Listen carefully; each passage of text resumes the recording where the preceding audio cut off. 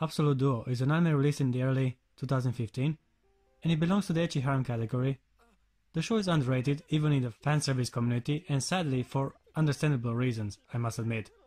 I wasn't really a fan as I first saw it either, but now that I'm a little more critical with what I watch, I can clearly see its many flaws and missteps. Me too. It's a shame. They overthinked it, if you ask me. But enough being ambiguous, let's get specific. Absolute Duo has a pretty neat concept. It presents a reality where individuals can manifest weapons from their souls. It all takes place in an academy where teenagers can learn best how to harness their abilities. We quickly get introduced to our main character, that goes by the name of Thor. Not the Marvel one sadly, though that would have been awesome. He's a typical just about average teenage boy, so it's all natural that he's gonna get a harem. To be fair, he's sort of special because he's an irregular. You see, while the vast majority of people can manifest their souls into weapons only, the protagonist has a unique ability of materializing a shield instead, an ability that catches the eye of authorities and romantically open girls alike. So I guess we have a vague explanation regarding his luck with the ladies. So as always, with this title, I'll give it a pass. But enough about the guy, let's check out the ladies. We have a decent variety of females, with a broad spectrum of personality and breast size.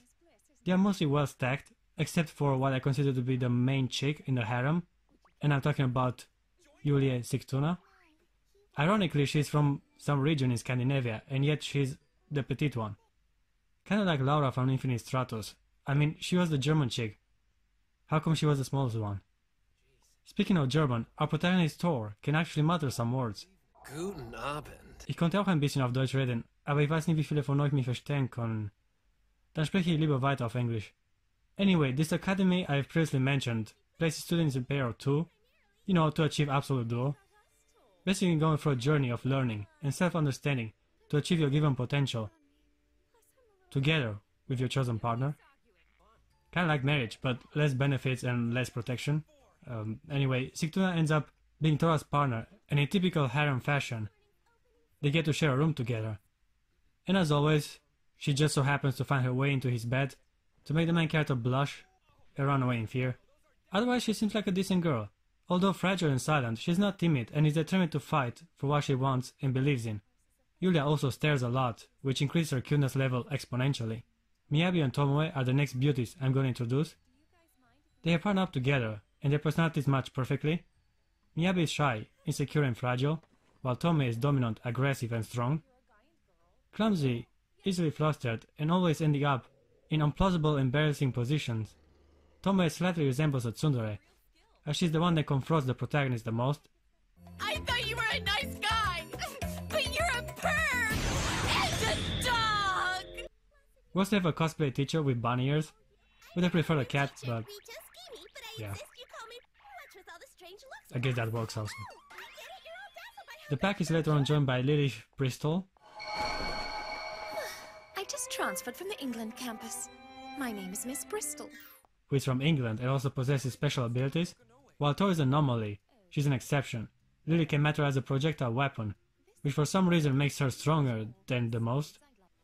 Oh yeah, nearly forgot, there is also Imari, a girl that we met at the beginning, but sadly does not join the others cause Thor beat the shit out of her in the first episode.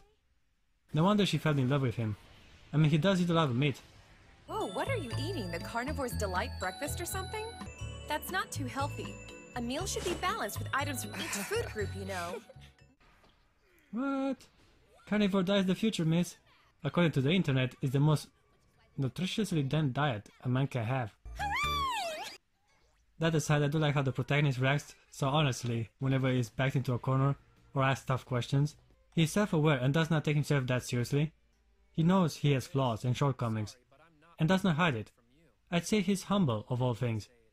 I actually don't like the Mr. Innocent Nice Guy archetype, but Thor, although part of the trend, is more complex as a character. I guess I do respect his honesty and that he has no ulterior motives while interacting with the girls. Implausible scenarios do happen, and the main character gets to accidentally touch a bunch of girls inappropriately, but it can't really be blamed on him. Thor himself realizes that he is a victim of circumstances. I didn't expect you to be sleeping next to me. And when I moved my hand, I got a handful. Sorry.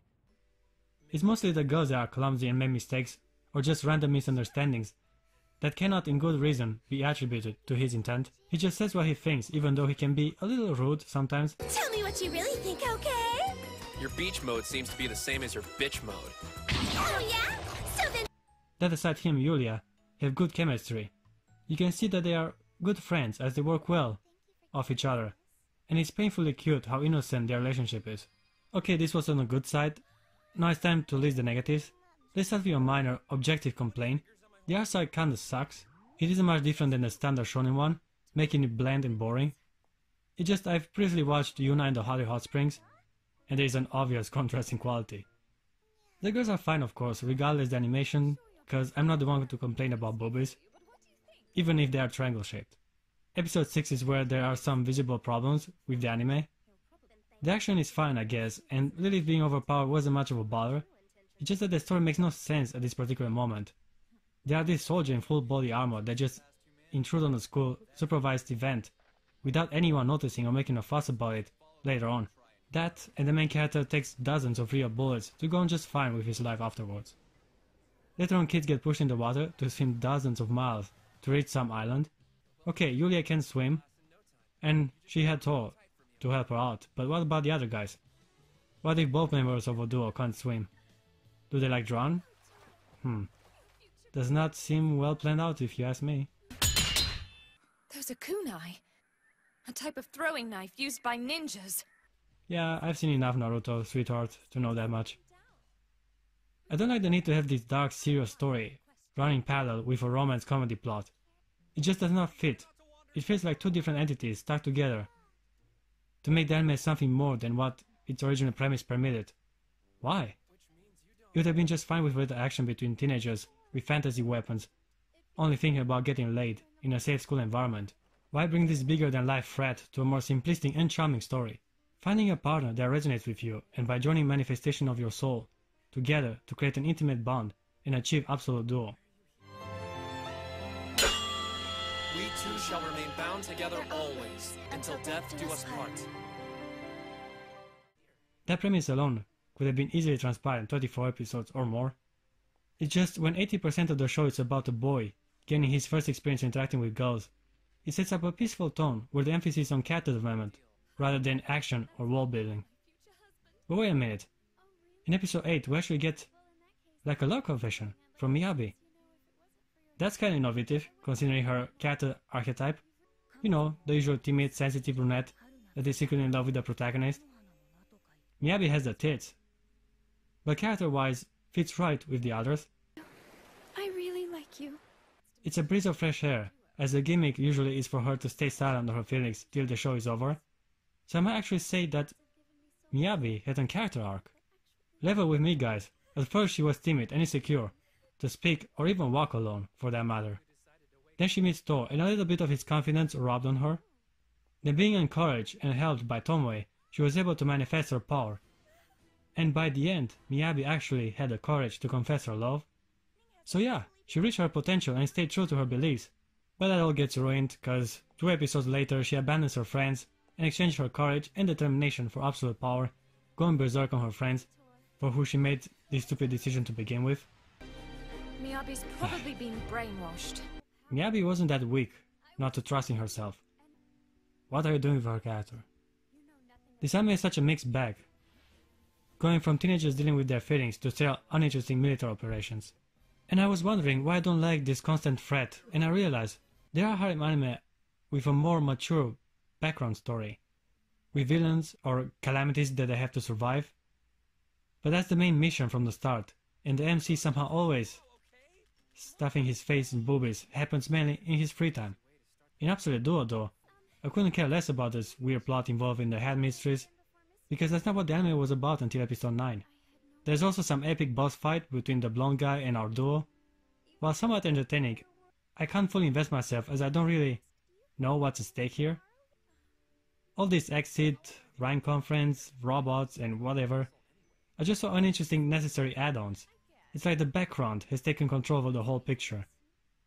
The show should have focused on what it did best at the beginning. The protagonist and the girls. I give Absolute Duo a 6.8 out of 10. It had a captivating concept and decent characters. It's just the story and pretty much anything else was poorly executed.